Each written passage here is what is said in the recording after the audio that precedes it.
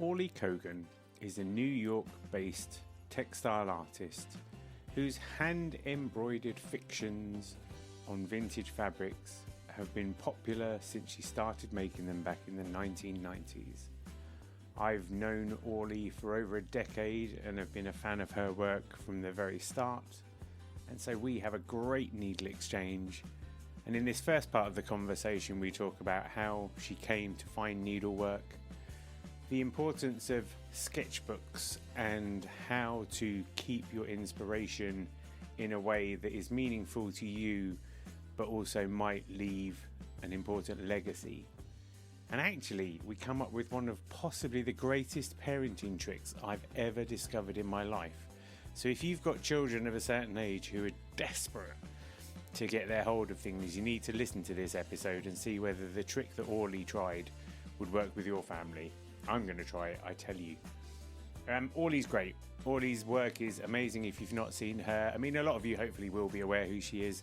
Her work is provocative, it is wistful, it's just great, and it's really lovely to talk to her after such a long time of kind of knowing her electronically. So I hope you enjoy this show. Obviously we'll be back next week with the second part of the conversation. And if you have enjoyed the show, if you're a fan of Orly's work, or if you know anybody who is a fan of Orly Cogan, please point them in the direction of this podcast so that they can find out a bit more about her as well. That'll do for now. I hope you have a lovely week. We'll see you next week with the second part of this Needle Exchange.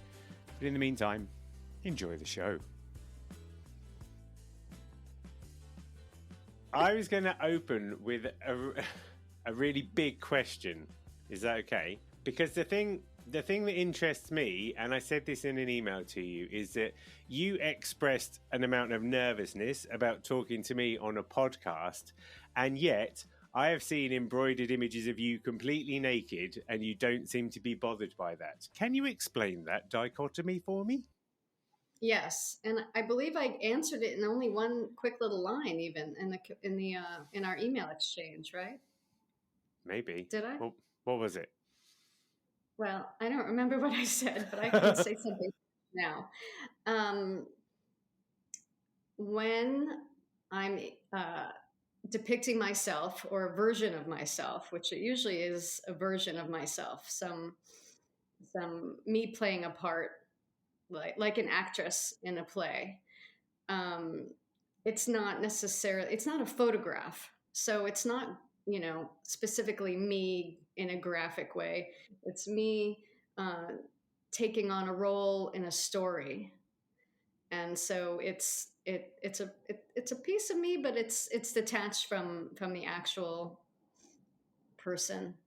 So that's why I can play many roles within my work. But when I'm talking on a podcast, once it's out there, it can be re-recorded and listened to forever. And so the nervous part of me says, whatever I might say casually in conversation, where I'm not typing out or editing it, you open yourself to much more vulnerability than you do with, say, making an artwork where you completely control everything, make it exactly how you wish, and then put it out to the public. This is very sort of off the cuff, conversation, recording, it's out there. There's a lot less control involved. That's interesting, because I was thinking, I mean, there is a bit of that, and I guess with the needlework, it's fixed, isn't it? Once it's made, and unless somebody physically changes it, it stays the same. So it's not as easy to edit. And also it's open to interpretation, where just having a conversation, it's much more cut and dry. Do you think that the images of yourself that you create in needlework, they're kind of like fictions? So they're like Orly, not Orly kind of thing? That's right. Sorry, not sorry. Yeah, that's interesting. Because that's what a lot of your work's about, isn't it? Well, it's telling a story. They're narratives, but they're implied narratives. It's not a concrete story. I speak through symbolism, and so something that I think is symbolic in saying something might not read that way to another viewer. So I actually love what I love most is hearing what other people think of my work rather than me talking about it. I'm actually more interested in hearing what other people see in it, because it informs me. Yeah. Because it's not like there's ever just the one thing going on in your work, is it? There's always like loads of different layers. Yeah, yeah, and the layering is part of what I love about the medium. Actually, when I first started doing embroidery, it was very densely embroidered, small figures, and then I kind of realized, oh, with this medium, I can work more like drawing, like line. I don't have to work more like painting, because I was trained as a painter, and so that kind of revelation opened up a lot more texture for me, where I could do something very dense, or I could do something very light and overlapping, and just so much variety in the stitch line. Yeah, interesting. And then with your pieces, do you have a story in your head that you're telling about that piece? So you can go, right, I've ticked all those boxes with my composition and the symbols you wanted to put out there.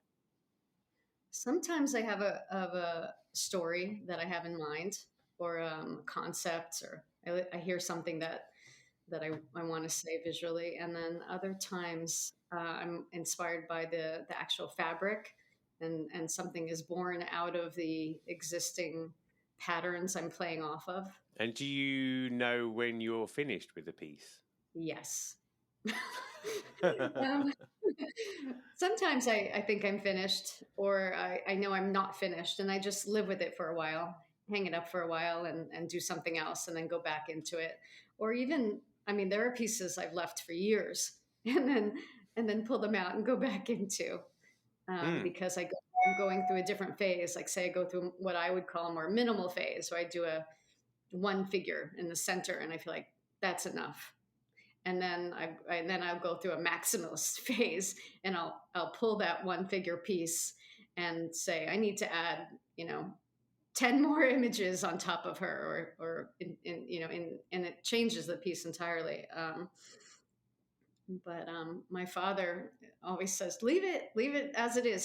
He likes the more like iconic kind of one or two figures, where there are other ones that are really um, very layered, many figures and animals, and different things going on, that can be busy. It's a different sensibility. So are those pieces that, like, you might say, for instance, you might in 2012 go, yeah, I finished that piece. And then in 2015, you'll sort of look at it and go, I don't think I've finished that piece. Well, it was finished for the time, at the time when it was created. And then and then I'll look back at it sometimes, and either it's fully resolved in my mind years later, and I leave it alone, or I feel like, oh, this piece is great, but it has potential to be more interesting, or more dynamic, or more complicated, or it's almost like a person, right? You're evolving, and you're working on yourself. So sort of the way you handle something at one point in life, if you come across a similar situation, as you evolve, you might react differently. It's almost it's almost like that. Like, I look at something and I think it needs a bit more. That's interesting, though, because I think for a lot of people, they finish a piece of work and they don't necessarily look back. So I kind of think it's interesting that you're constantly reflecting back on things. Well, not constant. I mean, it's not it's not something I do regularly. It's something I've done before, but Right. not as a constant. Do you find that there are some pieces where you just have that little nagging thing where you're just like, might come back to you? I have a lot of unfinished work that I have sort of in a pile labeled unfinished work that I know I'll come back to.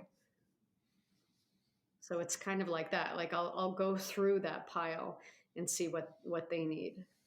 And are you quite at ease with that? Are you quite easy going, I'm done with that for the moment? I'm at ease when I don't think of like suddenly dying, and then all this unfinished work. What are we gonna do with this? What's gonna come of the pieces that had great potential, because they were, I don't know, hundreds of hours put into certain ones, but they're not resolved yet. I don't know. That will be left to whatever happens after. But sometimes I feel like, God, I got to just finish all this unfinished work. So if should I die suddenly, at least it will be a complete portfolio, all done, ready to show for anyone who could continue in showing my legacy. There'll never be like that, because you get that with authors, don't you? And then someone comes along and finishes the book, and they'll just look at it and be like, yeah, that last Orly Cogan piece was quite different, the second half of it. Well, that's like you'll go to a museum show and someone like opens up a sketchbook of an artist and frames them all up, and I think the dead artist thinking, oh, I just did those personally for me. They were 5-minute sketches. I didn't want them to be framed on a museum wall. It wasn't ready. Yeah. That's it, isn't it? You never want to leave notes going, oh, I fucking hate something so and such or whatever, in case they become exalted parts of a history somewhere down the line. It's true. When I was little, I went through a very short phase where I wrote a diary, mostly like eventing kind of little journal, but pretty much that day or the next day I'd have to destroy it and throw it away because I would think, oh, somebody saw this. If my parents saw this, they would get the wrong impression. And if something happened to them or something happened to me and they should read this, it was just in a moment. And, I even as a little kid, I had that kind of, I don't know, fatalistic idea that I wouldn't want to suddenly vanish and people find remnants of that I couldn't explain that. It's very kind of you to think that way, isn't it? Do you sort of tidy up after yourself on a regular basis, just in case I pop my clogs? I care less about that, like tidying up and stuff like that. I do try to here and there, but that's less important to me than than leaving notes or unfinished work or something like that. Do you have a lot of sort of notebooks, sketchbooks? Do you write down your process? Like, do you have like liner notes for your work as you're going along or anything like that? I used to think of ideas and concepts and write down like a few lines of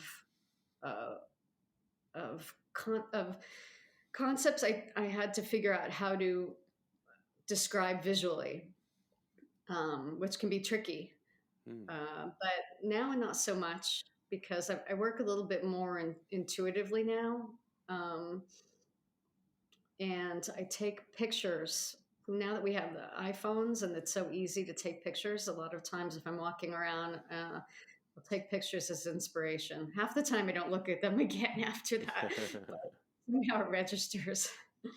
It goes in the unconscious there somewhere, doesn't it? And then pops out later. I often will come across them again when I'm trying to clear out my phone and make more space for storage while I'm deleting. Then I'll be like, oh yeah, I took all those pictures that, in that store window or something in the city that I meant to go back into that I was inspired by. And I'll come across them when I'm just clearing out.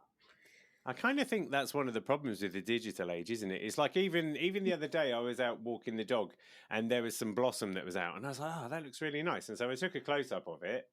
I'll never look at that again. Whereas if I'd have had to, like, even if it was a Polaroid or something more physical, if we had to go and print them out and then you've got these physical objects lying around, there's much greater chance of you actually doing something with them. It's true. Actually, I have a story when my daughter was real little. My story relates to what you were saying. Mm-hmm. When my daughter was real little, we'd walk around and she'd see all these wonderful things in store windows. And I was thinking, I can't buy, I'm like going to go broke buying whatever little tchotchkes she liked in the store window for little kids. It's so enticing. You walk in, you look around. And I was always trying to say, we're just looking, we can appreciate it, not own it. We're just looking. And then I think she got the idea. She was like, Mommy, can I have your phone? And she's like, I'm just going to take a picture of it. And she started just taking pictures of things she liked or kind of wanted. But it would completely satisfy her desire to want me to buy it. It stopped that completely. And it was such a great mechanism that she figured out. Like, okay, I can take a picture of it. Now I captured a bit of it and I'm done. And I could actually even delete it like that very same day. She would never need to look at it. She would never ask me to look at the pictures she had taken that day of the various toys or that we saw in the windows or in the stores. And that would satiate that desire. God, I'm just Like, thinking you might have cracked something there, Orly.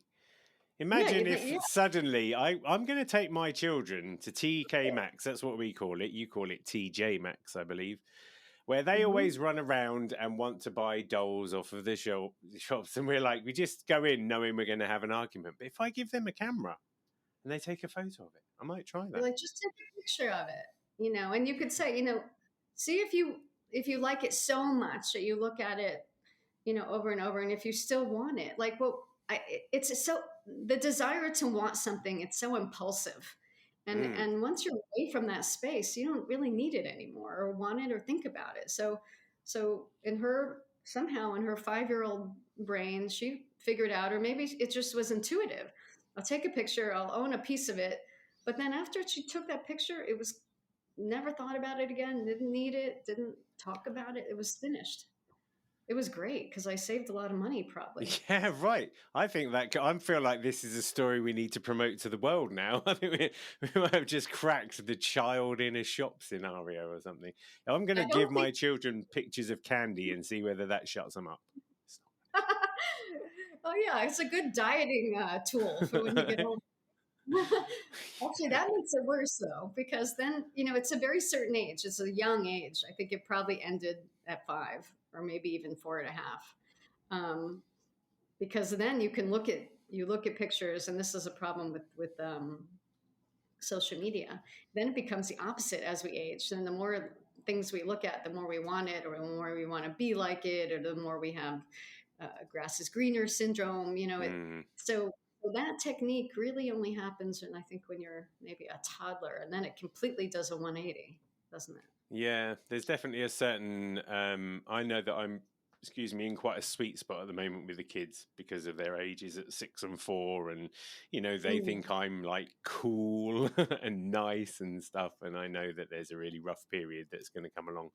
I was trying to think when you first appeared on my website, but I'm going to go out because actually you were in my book. Hang on. Hmm. Where's my book? The one with the arrow on the cover. On a good day, I'd have my book close to hand. But I mean, the Push Stitchery came out in like 2011, I think. So, I mean, it must have been like 2010 maybe when I first came across your work. And at that time, you were just becoming a mum. Does that sound Yes, about right? he was born in 2009.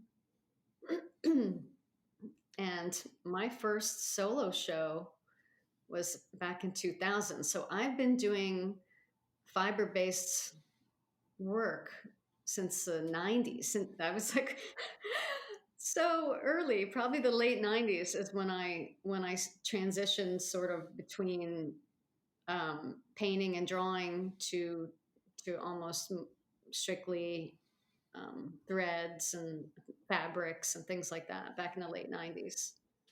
Long Can time you ago. remember what prompted that change? Yes. There's some background. My Mm-hmm. mother collected old quilts and those old embroideries, those uh, they're called samplers. Yeah. Those little pieces that people frame a lot of time, that where girls would practice their alphabets and cross stitch Mm-hmm. and that. So she had a bunch of those framed, and always really appreciated the little sayings on them, and the work. And so she was very interested in folk art, and particularly in like textiles and things like that. So I have that in my, just to have that, to know that that's uh, what I grew up around, a lot of Mm-hmm. that. Um, and then my father was very interested in painting, like Rubens and Botticelli, like lots of figures, interactions, that like gods and goddesses, that kind of Mm. work. And uh, art in my house was a really important thing. Um, but back to the pointed question: how did that start working with like fiber materials.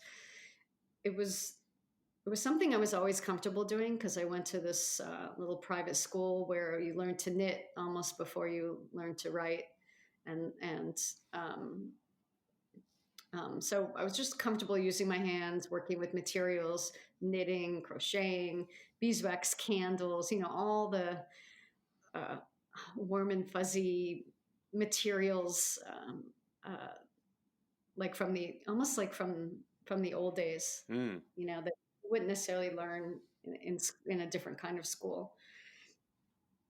So my mom was going to take I think it was like a 1-day workshop at the Folk Art Museum here in New York City, and she couldn't make it. And she called me and said, "We've already paid for it. It's a 1-day thing. It's quilt squares, something to do with quilting squares. Why don't you just take it if you're free today?" And I think it was, I can't remember if I was, yeah, I guess it was somewhere in the mid 90s or late 90s, something like that. And I said, yeah, I'll definitely take it. That sounds fun. And I took the class, and it was me and a bunch of elderly women. And we just were hand making the quilt squares, which I felt quite comfortable doing. And I just I embroidered in the seams of some of my square, a couple figures like odalisques lying down, which is just natural to me because been doing figurative work for a long time, and that's the kind of work I looked at like in the museums and stuff, or traditional paintings, and they went crazy for it. They went crazy for, seeing like a nude figure on a quilt square. And I liked the reaction, and then I kind of continued, doing that, more and more of that. And then a friend of mine who was also a curator came to the studio to do a studio visit a bit after that, and he saw, looking at the paintings, and then he was also saw this like pile of fabric, and he said, "What's there? What's going on there?" And I said, "Oh, it's just something I'm kind of playing around with. I don't know." I never pictured um, textiles or fabric or string or any of these materials being on like a white gallery wall. I always felt like it had to be one of the painting or drawing, something that I, in the white box. I didn't really think of what I was doing as something that I could market. But again, we're talking about like 30 years ago. So, and I had gone to art school and studied painting, so I was very much in that headspace. So I was kind of doing these embroidered figures for I don't know, myself, like, because I enjoyed them, and it was something completely different where I could draw with thread. And the curator said, "Do more of this. This is really interesting. This is really fascinating. I've never seen anything like this." Um, and and he just kind of almost gave me, I don't want to say permission, but he opened up this idea, like, wow, someone in the art, capital A art world would consider this as high art. Um, Kind of saying that in quotes, because there's the whole with craft and fine art and all that. So I continued on with that. Yeah, because that's the thing, isn't it? It's like you've gone to this workshop. It's a folk art workshop. Let's just say Yes. folk art, isn't it? It's not real art. It's folk art. And Right. suppose, yeah, you're just, and that's probably quite funny. Did you have a point where you're doing the painting with your fine art brain, and then you're just sitting down and doing some stitching with your folk art brain, or you know? I think what you said as well, it's quite true. That guy probably just validated your Yeah. meanderings and said, you can do this. You can be open about it. You don't just have to stick them on a pile in the corner. Right. You don't have to be, just like, you can use any material. Like, it opened up, like, it could have been anything. I mean, I wouldn't have even thought that you could make sculpture with a pile of like cardboard, and that's done all the time now. And at the time, I guess just right after art school, I was very much thinking in a very traditional kind of way, like, I am painting, and that's what shows. So I took And it a bit of culture. yeah, and I wanted to dial back slightly because you studied in Florence. I For like Florence a lot. Oh, I love Italy.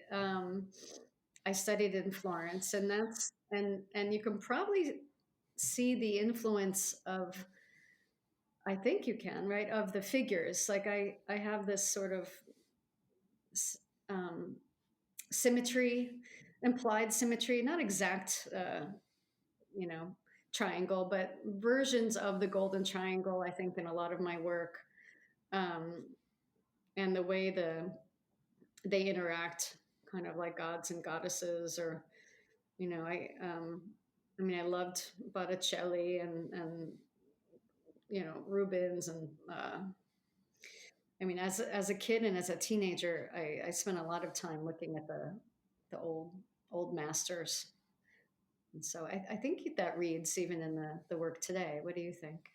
Yeah, no, I think all you've done really is it's kind of like you've just done a remix of some classics in some ways. You know, it's like you've just taken these influences. You know, you say your dad had these photos, these paintings, and your mum was Right. interested in textiles, and you've gone and made a Venn diagram out of those two things, and then span it off in your own direction. That's right. I'm the only child, so I needed to please my parents. I gave them a little bit of both, what they were interested in. Hmm. Do you remember when, like, so if you're like your meanderings, you're kind of like just doing figures and stuff? Can you remember when that started to be like, you were like, oh, actually, there's a proper idea here, you know, like you say, with these kind of fictionalized versions and these modern gods and, you know, domestic situations being elevated and stuff. Can you remember how that kind of crept in? I think intrinsically with the material, I started moving away from printed materials and just plain fabrics or printed fabrics, and got into the vintage fabrics. And my also my mom again was a big help because she loved going to antique stores and tag sales and getting these old pieces, and they all had this some moment of incredible beauty, like some anonymous person at some point had spent hours, either crocheting the edges or doing a little bit of cross stitch in each corner, or something. Even baby quilts, even things that are very specific for, as a gift, most likely just for someone, had been discarded in a way, and or had gone out of fashion, like a doily or something. And there was so much beauty and craftsmanship in these pieces, but they were like, just at a garage sale or something. So Mm. I started thinking about connecting the concepts with the materials, and connecting, even further, like besides sort of the cute, kind of shock value of doing like small provocative figures, jumping around, printed fabrics. I wanted to go in deeper, and connect the ideas of history, and something being discarded and not respected, and then breathe new life of it into it, and elevate it into like a something where someone in the contemporary art world would look at it and respect it. And I just the idea of just connecting the materials to the concepts made a lot of sense for me with this kind of work. So did the materials come first, or would you have an idea and then you'd find materials to suit, or a bit of both? I guess a bit of both. A bit of both. Some of them are on like table linens, like tablecloths or bed covers, and things that have this incredible like intimate history. Somebody slept on it, somebody ate on it, somebody, who knows what, what the fabrics have their own history. And so I felt like, continuing on that history, but with a contemporary, with, through the eyes of a contemporary person.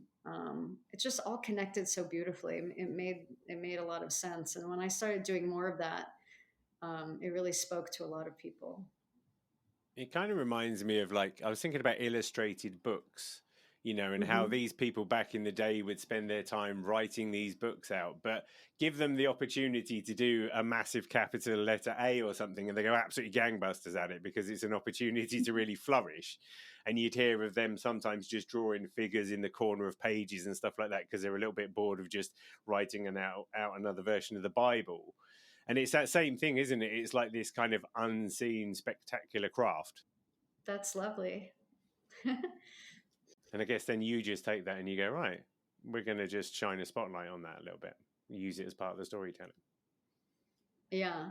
And it's amazing how this has just blown up. I mean, I feel like, you know, I've been doing this for like 30 years or something, but now I keep reading about the trends of fiber art, and it seems like every gallery has, you know, one or two people working in some kind of fiber-based material, sculpturally, 2D, you know, everything you can think of. You go on Instagram or you know, I mean, you know better than me. Like there's so many and people working with these different kinds of materials in different ways and similar ways. And I mean, I remember back in like so long ago, I would say, I guess the late 90s, I was talking to a gallery and he said something like, you know, this is really great, but I just signed with one other person that is working with thread. So, you know, I'm sure you have no problem. Thanks. And it's funny, it would be like, you know, talking to a curator and being like, you know, I have a painter already, so no more paintings. Or you know, Yeah. one fiber person that, you know, that's enough. Yeah. It was so segregated, like that material. A gallery could only show one artist doing that, and you would never It's say funny that. because no, but it's still, I think it still feels like that sometimes, though. You know, it's still bonkers, isn't it? It's still bonkers that you can choose a certain medium, and because of the prehistory of it, people can just be like, "Yeah, but is it really art, though?" Although I don't think. I mean, it's an interesting. It's an interesting topic because I don't see that it's really segregated anymore so much. I mean, I think it seems like I see it everywhere. Not as common as say painting um, or photography, even that also had its troubles with is it really art kind of thing. I think there's never been a better time. Don't get me wrong. You know, we can spin back, and even I can spin back quite happily 15 years and be like, no one would ever think about this. And it would be the only way you would see a textile art show is if it was like really rock and roll, edgy. Look at all these penises in textiles or whatever, you know, because they were just really going for the shock jock of it all.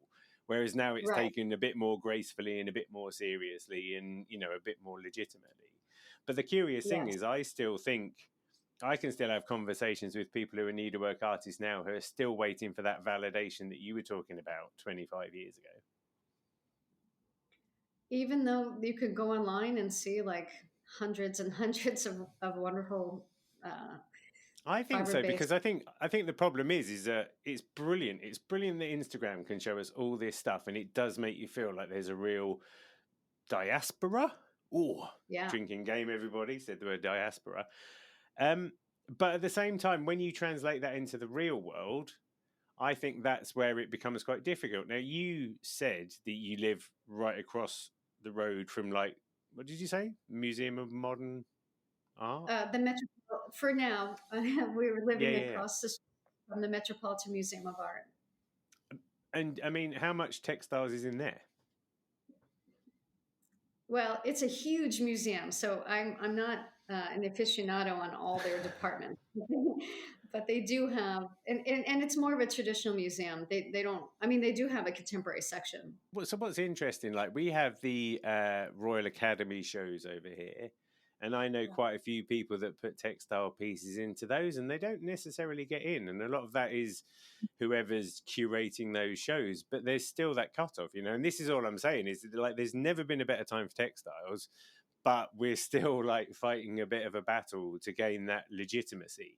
You know, I Oh had a yeah, friend who entered, I think it was submissions for the National Portrait Gallery, and the National Portrait Gallery were like, yeah, no, it has to be oil, like it has to be paint. You know, it yeah. can't be That's textiles. It doesn't count.